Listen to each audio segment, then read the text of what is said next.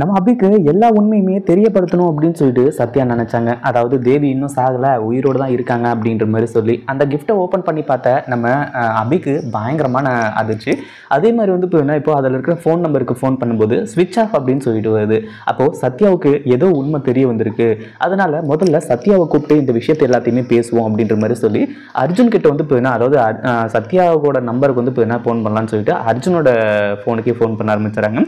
அர்ஜுனோட phone தான் வந்து நம்ம சத்யா கிட்ட இருக்கு இல்லையா, சத்யா வந்து ஃபோன் அட்டன் பண்ணி பேசுறது மட்டும் இல்லாமல் நான் வந்து இப்போவே உங்களை பார்க்கணும் அப்படின்ற மாதிரி வந்து சொல்லி நம்ம அபியை வந்து கேட்க ஆரம்பிச்சுறாங்க.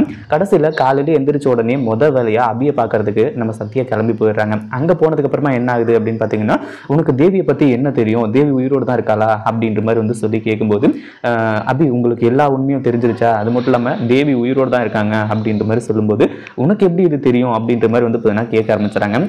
தேவி வேற யாரும் கிடையாது, என்னோட அக்கா தான் தேவி அப்படின்ற ஒரு உண்மையை வந்து போட்டு அந்த இடத்துல உடைக்கிறாங்க. உண்மையிலேயே இப்போதான் அபிக்கு ரொம்பவே சந்தோஷம் ஆக போகுது. இதை பற்றி நீங்கள் என்ன நினைக்கிறீங்க? அந்த வீடியோ பிடிச்சிருந்தா லைக் பண்ணுங்க, ஷேர் பண்ணுங்க. இப்போதான் நம்ம சேனலுக்கு ஃபர்ஸ்ட் டைம் வரீங்க